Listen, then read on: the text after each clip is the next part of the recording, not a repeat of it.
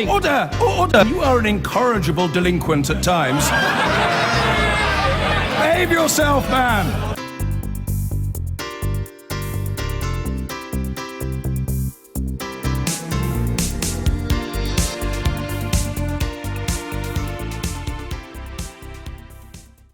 Now, as we've heard, there's plenty of uncertainty as a result of the Brexit result, and that uncertainty is also spread to the UK's green policies. So what could Brexit mean for the green agenda here and also for global action on climate change? In a moment, we'll hear from Christiana Figueres. She was the woman who guided the Paris Climate Conference to its historic agreement this December. But first, here's our science editor, Tom Clark. Lost in the gloom over Brexit or looking on the bright side? Well, whoever ends up in charge of keeping Britain's lights on might well find it's not as easy or as cheap from now on. Exhibit A, an empty field in Somerset, future site of Hinkley C nuclear plant. The financial and technical woes for energy giant EDF made the deal look fraught before Brexit. Now the £18 billion zero-carbon plant, a cornerstone of the government's infrastructure plans, looks less certain than ever. I think there's a lot of sort of forces acting against that project, and it might not have happened anyway, but I think the fact that we're likely to see a change of Chancellor and definitely see a change of Prime Minister will give the government the opportunity to have second thoughts on that. And we're running out of things that generate electricity.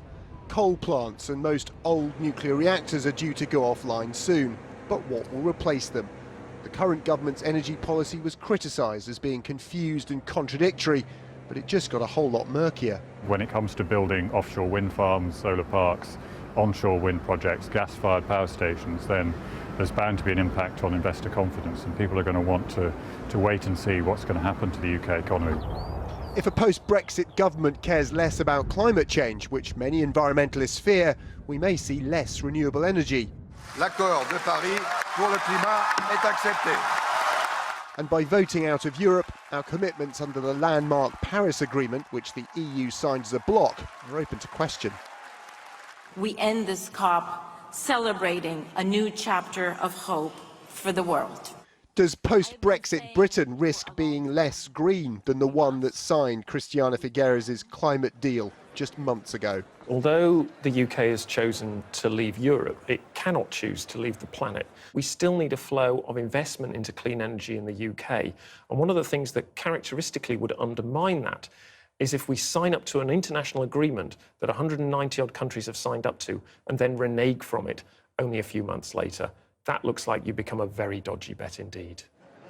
The winning case Ms Figueres made to leaders in Paris was that building green infrastructure presented a huge economic opportunity. Britain within the EU would have been carried along that path. Outside, we have to choose whether to be part of it or not. Well, a little earlier, John spoke to Christiane Figueres, who heads the UN's Framework Convention on Climate Change, and he asked her reaction to Brexit and its impact on potential European involvement in climate change. Well, you know, obviously it remains to be seen, and I think we're facing 2 years of volatility, uncertainty, lack of definition, lack of decisions, because it will take probably 2 years to figure out how do you recalibrate all of this. Very operationally, I do think that the EU might have to, although we shouldn't jump to the conclusion that they would have to, but they might have to take a look at their target and see if Article 50 is actually triggered, then the absence of the UK, how would that affect the EU? And the UK would have to see also how it would be affected should it have a different relationship with the emissions trading scheme of the EU. So the danger is politically that there is some kind of an infection. There is much unhappiness inside the European Union, in Holland, also in Hungary, Austria, all sorts of places, where one having gone, others might follow, and then what you fought for in Paris has no core.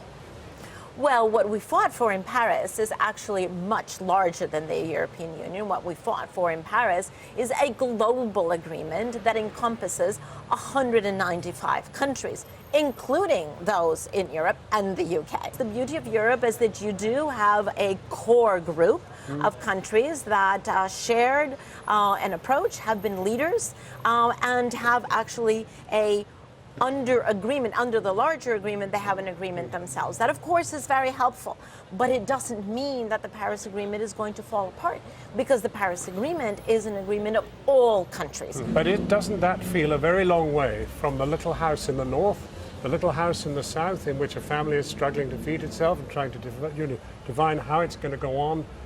All this big stuff above all becomes irrelevant, and they're happy to go their own way. But you see, if you take it up to the Paris Agreement, you have the same situation, okay? Because you have the Paris Agreement where all countries came together for a unanimous decision on one direction of travel, without disrespecting the national interests and the national needs of 195 countries. So we do have to be able to do this. We have to be able to work at different levels at the same time.